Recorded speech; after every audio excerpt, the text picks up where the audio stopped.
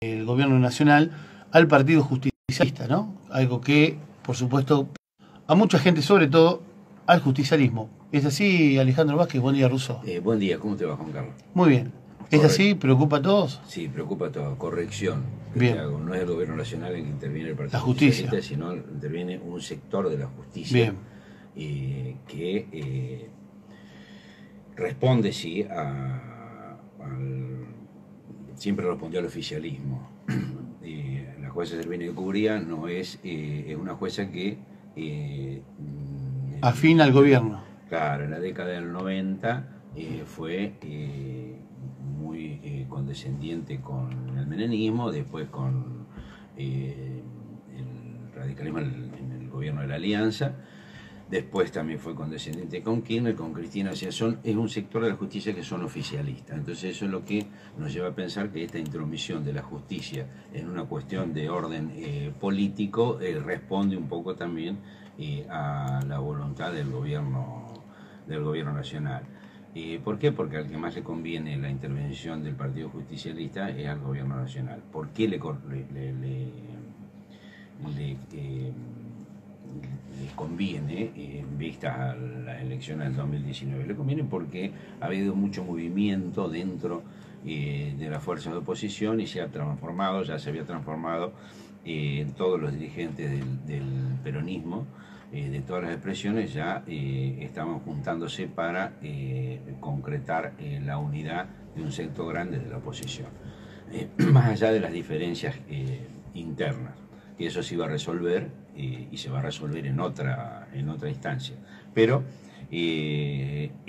toda esa unión de la oposición iba a converger en el Partido Justicialista a través que se iba a integrar seguramente en un frente, y el Partido Justicialista le iba a dar el paraguas jurídico, el paraguas para poder presentarse a elecciones toda esa oposición. La intervención del Partido Justicialista tiene como objetivo dejar a toda la oposición sin uno de los partidos más importantes para la constitución de un frente electoral de toda la oposición para las elecciones del 2019. Entonces ahí está la mano de cosas. Y ahí está la mano que uno ve oculta del oficialismo en todo esto. Nunca mejor, Russo, que el divide y reinarás. Claro. Y la designación, por eso son cuestiones que uno tiene que exponerlas a la sociedad para que contrasten estas cosas. ¿Cómo puede ser que se entere quién va a intervenir el Partido Justicialista en una relación por una resolución judicial, se entere antes que la resolución salga? O sea, le ofrecen el cargo a renuevo de interventor del Partido Justicialista, se le ofrece la misma jueza antes que salga la intervención. Eso ya significa una barbaridad por parte de esta jueza. ¿Y qué pasa también? Y no es solamente que se entera antes quién va a ser el interventor. ¿A quién nos designan como interventor del Partido Justicialista? Nos designan como interventor del Partido Justicialista a un ala del gremialismo que está en consonancia y que le ha dado todo el apoyo a este gobierno. Entonces, como darle al zorro para que cuide las gallinas. Y aparte que no goza, para muchos de nosotros que participamos en política desde hace mucho tiempo, no goza de muy buenos antecedentes. La quema de urnas en Catamarca, cuando no por estar procesado no podía presentarse a las elecciones, la hizo Barrio Nuevo, no la hizo ningún otro. Entonces, sí, bueno, es una vergüenza por donde se lo mire. Pero esta vergüenza también llama a la reflexión, tiene que llamar a la reflexión, como pasó a todos los sectores del peronismo que se han opuesto a esta, gobernadores, legisladores, que se han opuesto a esta intervención, y también a muchos sectores de la oposición a este gobierno, de otros partidos que ven que hay un avance concreto del Poder Judicial, de un sector del Poder Judicial sobre la política, y esto hace peligrar la institucionalidad de los partidos políticos, que en definitiva son las células madre que fortalecen el sistema de gobierno democrático. Entonces, sí, esto es peligroso que ocurra. Hoy le ocurre al justicialismo, mañana le puede ocurrir a otro partido. Depende de la fuerza que pueda ejercer electoralmente un partido, son las decisiones que toman el gobierno nacional a través de los grupos de poder económico y a través de otros poderes que están hoy ligados al oficialismo, ¿no es cierto? Esto se hace, Russo, porque al estar unido el justicialismo o al llegar cada vez más piezas justicialistas a esa unidad, se transforma en una fuerza importante para el año que viene. ¿Solamente por eso se transforma? Es solamente por eso, no tiene otro, o sea, yo no le veo otro objetivo ni puedo hacer otra lectura, porque por ejemplo, en la decisión de la jueza de intervenir el Partido Justicialista a nivel nacional, hay una remisión a los juzgados electorales de cada provincia. Entonces, cuando llega el juzgado de la provincia de Buenos Aires, ¿cómo un juez va a intervenir el Partido Justicialista de la provincia de Buenos Aires? Ya hace 2 meses avaló una interna y se ratificaron todas las autoridades y asumieron todas las autoridades que se eligieron en esa elección interna. Hace un mes atrás se celebró un congreso provincial del Partido Justicialista con todas las nuevas autoridades que habían asumido a través de esa elección. ¿Cómo hace ese juez para intervenir el Partido Justicialista de la provincia de Buenos Aires? Es imposible. Entonces, sí, bueno, uno lo ve como una maniobra casi con desesperación de dejar sin la herramienta electoral a un sector muy grande de la oposición. ¿Me entendés? Ahora, eso lo veo. La tarea de Barrio Nuevo, ¿cuál será? Y no sabemos. Por lo pronto, el primero que hizo fue cambiar la cerradura, pero bueno, veremos qué es lo que pasa. Inclusive, bueno, la decisión se apeló, yo creo que la Cámara Electoral va a revocar la decisión de la jueza porque no tiene, ya me parece que una barbaridad. Pero en todas estas maniobras que se hacen, que tienen muy concentrada la oposición, esto van pasando otras cosas que a mí me preocupan que la oposición no las vea. Por ejemplo, si uno revisa un poco, el director del IPS a nivel provincial ya anunció que dentro de 10-15 días entra a la Cámara de Diputados de la provincia de Buenos Aires una reforma del IPS, ¿no es cierto?, donde se va a tocar las jubilaciones de todos los empleados de la provincia de Buenos Aires, la forma de calcular las jubilaciones para todos los empleados de la provincia de Buenos Aires, donde entran los del banco, donde entran todos los empleados del Estado provincial y también los docentes. Entonces, esa reforma también va a traer aparejada, como en el orden nacional, la suba de la edad jubilatoria para los docentes de la provincia de Buenos Aires. Lo quieren igualar con el ANSES. Entonces, eso, todos un cúmulo de derechos que tenían y que tienen hasta hoy, de los que gozan los empleados públicos de la provincia de Buenos Aires, están a punto de perderlos en una ley que va a salir dentro de 15 días. Entonces, de eso no se habla, de eso no habla nadie. Los docentes están discutiendo con todo derecho en la provincia de Buenos Aires una recomposición salarial, pero ojo, también tienen que prestar atención a estas cosas. Y lo que me preocupa a mí es que, como muchos legisladores que representan al peronismo votaron el pacto fiscal, y también pueden llegar a votar en la Cámara de Diputados esta reforma, porque ellos votaron el pacto fiscal acompañando, aduciendo una cuestión de gobernabilidad, acompañando al gobierno provincial. Perfecto, esto también lo pueden hacer, votarlo cuando entra a la Cámara este proyecto. También por una cuestión de gobernabilidad, muchos intendentes pueden mandar también a votar a sus legisladores. Entonces, digo, bueno, nos hacen perder el tiempo, nos tiran una cuestión como la intervención del Partido Justicialista y mientras tanto se están tratando todas estas cosas y la sociedad no se da cuenta, espera de sus legisladores que tomen posiciones contra todas estas avanzadas que hace el gobierno provincial sobre los derechos de los trabajadores y los legisladores están preocupados por la intervención del Partido Justicialista que se va a terminar y sin embargo de estas cuestiones no se ocupa. Me preocupa también el tema de si, bueno, que está pasando en la legislatura provincial lo que pasó en la legislatura a nivel en la Cámara de Diputados de la Nación, cuando se aprueba la ley reforma, de la reforma previsional, ¿no es cierto? Y bueno, a ver, los gobernadores peronistas que representan al peronismo mandaron a sus legisladores, a los diputados nacionales, también por una cuestión de gobernabilidad, a aprobar una ley de reforma previsional que le quitó derechos y a todos los jubilados y a todos los trabajadores. Entonces, sí, bueno, ¿qué es lo que nos está pasando?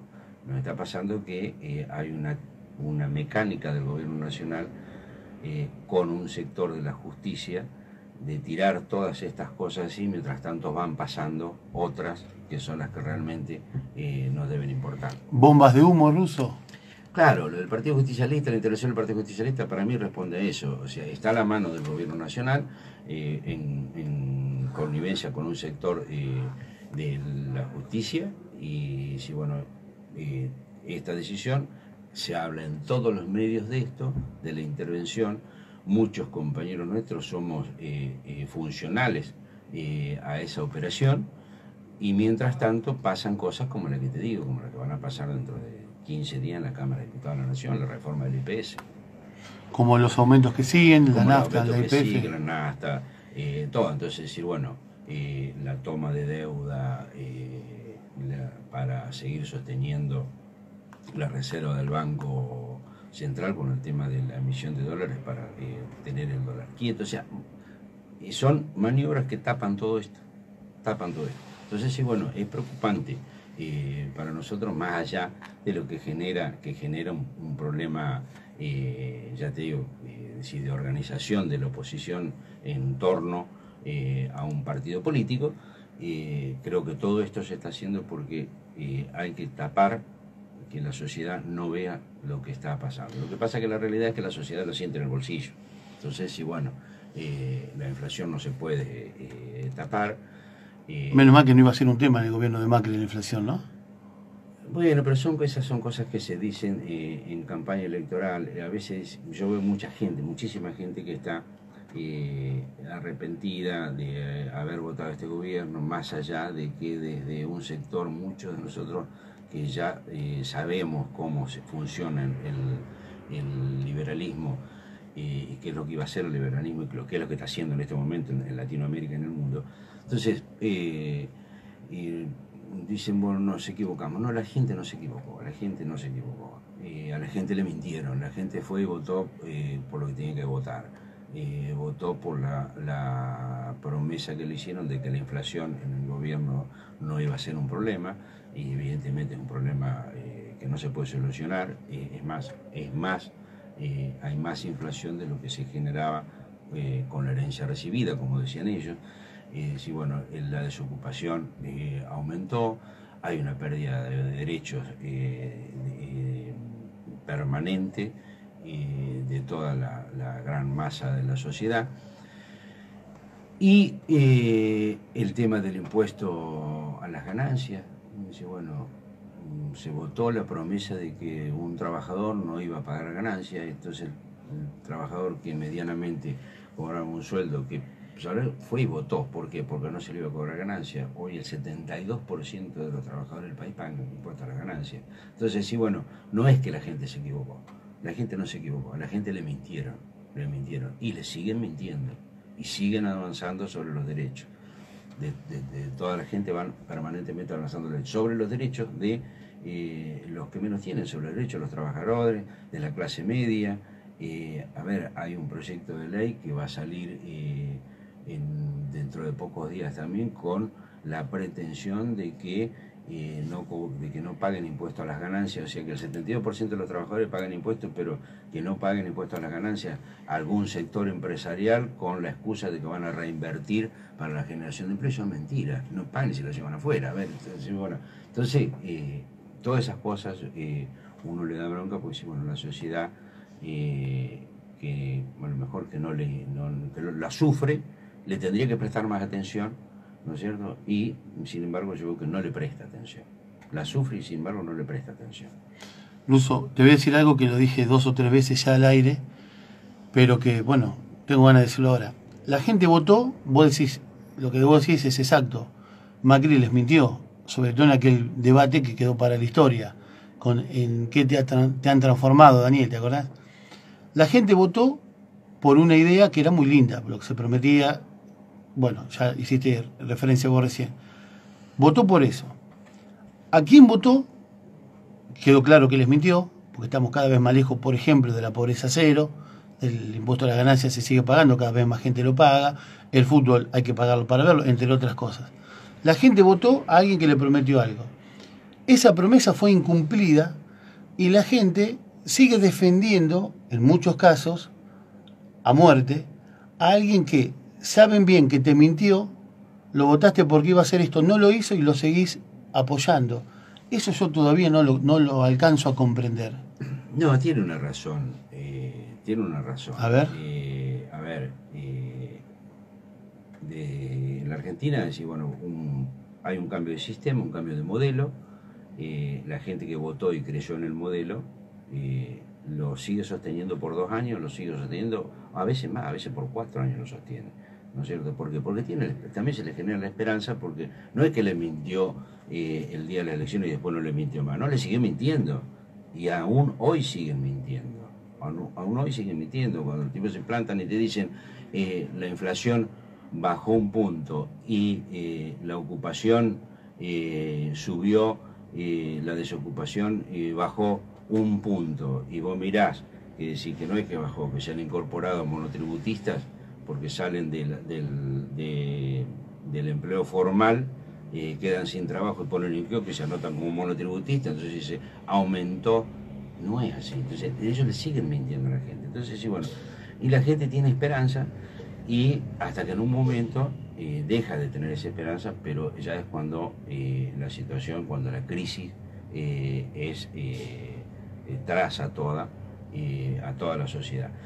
Hasta que la clase media no reaccione, desde que tiene que interpretar que desde el 2003 a la fecha, hace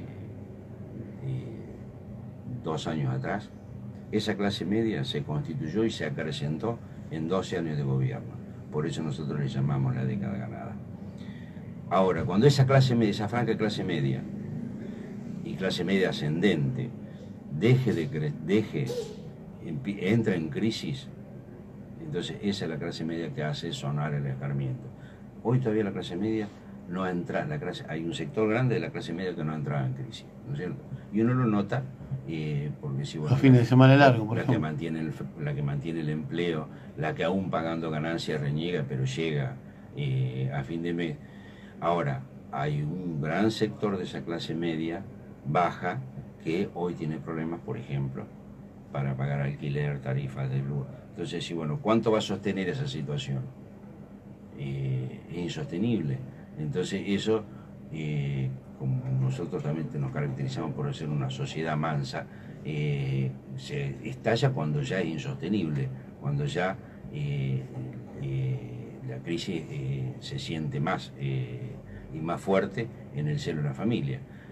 Y yendo a lo local, por ejemplo, decir, bueno, nosotros en el orden local no tenemos un problema. Nosotros somos el pueblo de la provincia de Buenos Aires que tiene menor índice de desocupación, tiene menor índice de inseguridad, pero tenemos, por ejemplo, si bueno, 2 empresas de transporte, una de las 2 más grandes del país, están radicadas en Sarmiento. Tenemos una empresa como Tres Arroyos que genera, ahora cuidado, cuando este modelo haga que ni siquiera con esos sueldos altos se pueda afrontar la situación, y si bueno, empezar a tener crisis, que el que compra un auto no puede pagar la cuota porque le subió los intereses del crédito, que no puede pagar el alquiler, que le suben las tarifas de luz. Entonces sí, bueno, ahí es cuando la gente va a reaccionar. ¿Y cómo va a reaccionar? Va a reaccionar mansamente, va a esperar la oportunidad de decir, bueno, me engañaron 4 años, no me engañan más. Esa es la realidad. Luz, hay un mensaje. ¿Te lo leo? Sí. A ver qué opinás. Dice, creo que se tendría que hablar de vergüenza. Sí, vergüenza es hacer política diciendo, por ejemplo, peronismo, cuando lo único que hacen es robar. Con esa frase, gobiernos han mandado plata y mucha para barrios y preguntan dónde están. Hoy se cuelgan de las de Macri para hacer política y son maniobras políticas. Si no, preguntá dónde fue a parar la plata que se les manda, que dicen mentiras, total después desaparecen. Con esto no digo que estamos bien, pero te juro, el impuesto a la ganancia con los K me mataban. Después tengo un pensamiento, si quieren mantener vagos, si quieren lo hagan desde el bolsillo de ellos y no del trabajador. Si a todas las asignaciones los mandan a trabajar, te juro, no va nadie a pedir asignación. Tienen que pensar y usar esa jura que hacen en cumplir. Ya a los de acá no se les cree más a nadie. Por gusto hace una encuesta Retu y sacamos todas las dudas. Un tipo que se merece hoy ser intendente por honesto y trabajador sería Ernesto Brocar. Es un mensaje que llega al Facebook. También es la opinión personal de cada uno tiene su opinión, uno respeta todas las opiniones. No, yo ese tipo que no entro ni me gusta entrar en debates cuando el nivel de conocimiento se resume nada más que se robaron todo o roban pero hacen. No, acá hay otras cuestiones más de fondo que hay que ponerlas sobre la mesa y discutirlas, ¿no es cierto? Y me parece muy bien el tema de que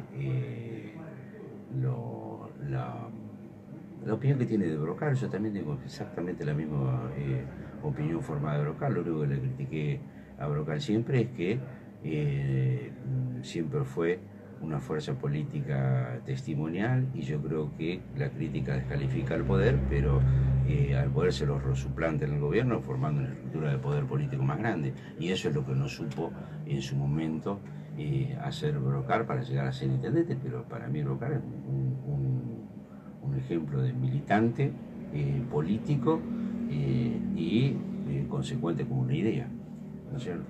Después puede estar de acuerdo o no, pero... Por lo menos en eso coincidimos, ¿no es cierto? Y bueno, con quien manda el mensaje en eso coincidimos, pero hay otras cuestiones que no, y bueno, uno tiene que respetar la opinión de cada uno. Russo, las asignaciones se siguen pagando. Sí. El trabajador el trabajador sigue pagando el impuesto a las ganancias. Sí. De acuerdo a este pensamiento, el gobierno actual también mantiene vagos. Claro, lo que pasa es que uno tiene que mirar, esa es la discusión, de decir, bueno, cuando uno dice la asignación universal por hijo es mantener a vagos. Yo no estoy de acuerdo con eso. No, para mí no es así. Lo que se tendría que controlar mucho más en el otro gobierno y en este gobierno es el tema de cuál es el objetivo de que se cumpla con el objetivo que tiene la asignación universal por hijo. ¿Por qué? Porque cuando esto arranca y había un control sobre el tema de funcionaba muy bien. Hubo una cosa que cambió en todas las escuelas, o sea, la matrícula de los colegios, como la obligación era que cumplieran con la escolaridad, la matrícula de los colegios creció un 30%, ¿no es cierto? Entonces, si nosotros desde el discurso decimos este país se cambia con la educación y a los pobres no le das la posibilidad de educar, este país no va a cambiar más. Entonces dice, eso tenía ese objetivo, pero también tiene que tener un control. Tiene que tener un control de que se cumpla en muchos aspectos con ese objetivo. O sea, lo que a mi juicio se ha dejado de cumplir con eso. Y bueno, cuando se habla de mantener, cuando dicen de mantener vagos, sí, bueno, a ver, ¿cómo haces para sostener, si defendés la educación pública, cómo haces para sostener una educación pública de calidad sin una asignación presupuestaria buena, ¿no es cierto? Una participación en el presupuesto buena destinada a la educación. Está bien, yo sé que el mayor presupuesto no garantiza una mejor prestación, nunca, ni en educación, ni en salud, ni nada, pero si vos quitas los recursos que van destinados a salud o educación, va a ser más difícil. Seguridad y justicia, no pidas después eficacia en la salud pública, en la educación pública, en la seguridad y en la justicia. Lo que hay que exigir es que en todos esos campos se cumpla con lo que se tiene que cumplir, que con una buena prestación de servicio. Russo, volviendo al tema de la intervención del PJ, ¿el PJ local no tendría que haber enviado un comunicado a los medios repudiando lo que pasó? El PJ local pertenece al PJ, al PJ provincial y tendrá que esperar cuál va a ser la resolución de la justicia. Yo creo que esto se va a rever, entonces sí, bueno, va a seguir todo en marcha. Lo único que nos va a hacer, lo único que nos ha hecho perder, que le ha hecho perder, no en el orden provincial ni nacional, le ha hecho perder ni en el orden local, le ha hecho perder tiempo en el orden nacional, porque ya te digo, hay una maniobra de distracción a través de esto, que deja pasar un montón de cosas, un montón de cuestiones que nos van a impactar más adelante. ¿Cómo ves el 2019, Luso? Porque muchos dirán, falta un montón, falta un año y meses. Sí, un año y meses falta. Y sabiendo que Cambiemos ha ganado en muchos distritos las elecciones pasadas, más allá que son elecciones distintas a la que se viene, el justicialismo tendría que reunirse, estar todos juntos como lo están demostrando, mantener esa unión para intentar mantener el gobierno local, ¿no? Lo que pasa es que acá no se trata de decir, bueno, el amontonamiento de los partidos políticos o el amontonamiento de los dirigentes políticos para ganar una elección. Porque acá decir, bueno, Macri tiene el 40%, el otro 60% está en contra, perfecto.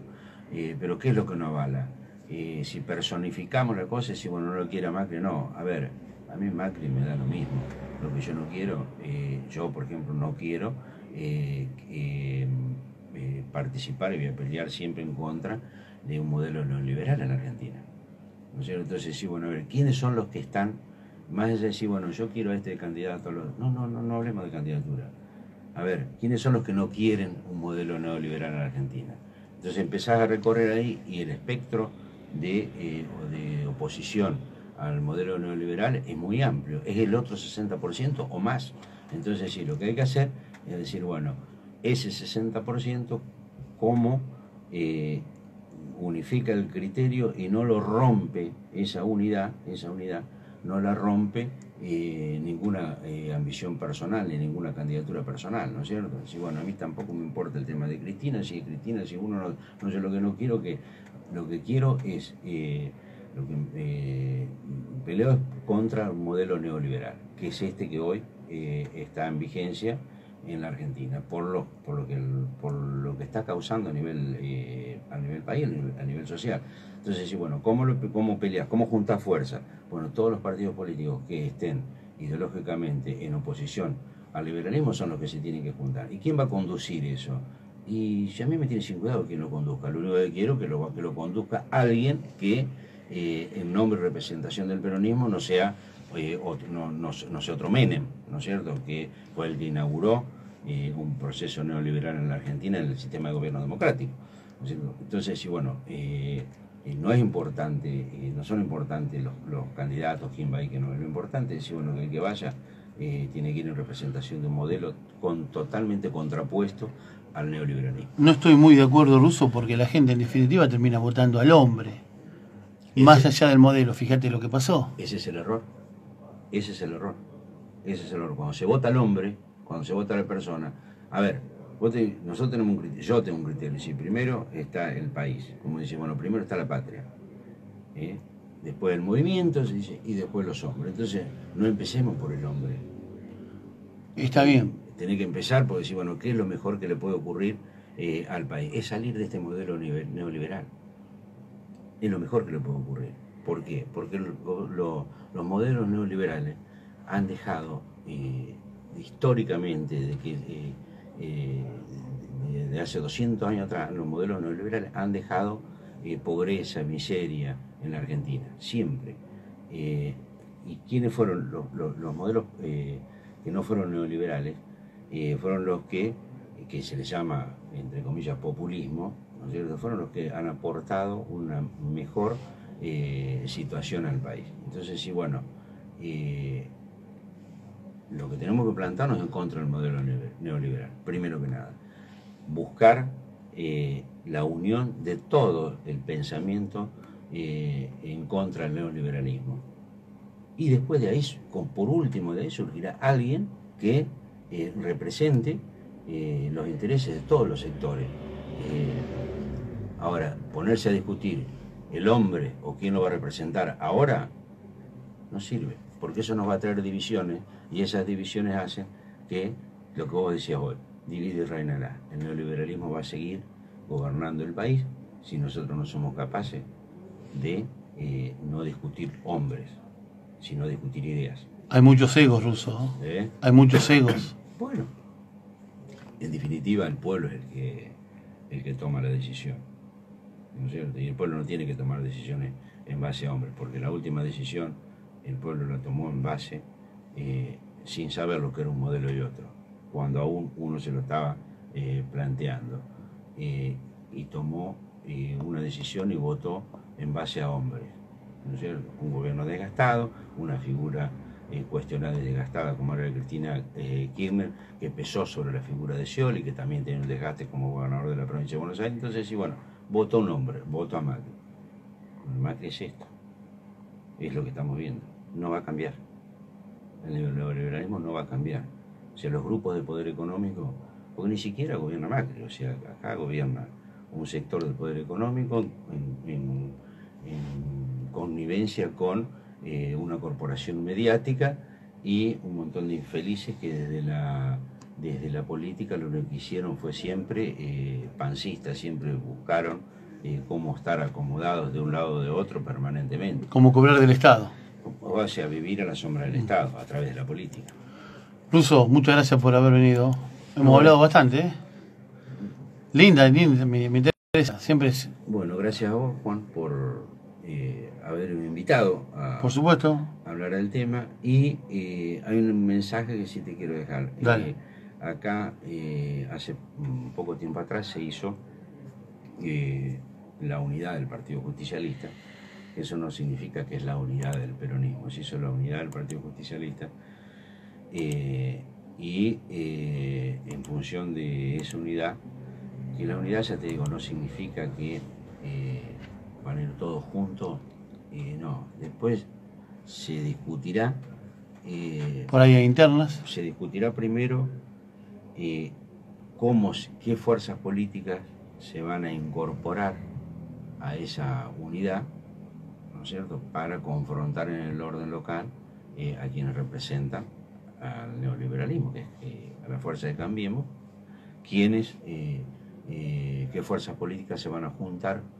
Yo creo que no pasa solamente por el Partido Justicialista, hay otras fuerzas políticas que están en contra de este gobierno. Yo creo que el tiempo de la construcción ahora no es desde el núcleo, o sea, no es con un candidato para afuera, sino la necesidad va a ser que la construcción se haga desde la periferia para adentro.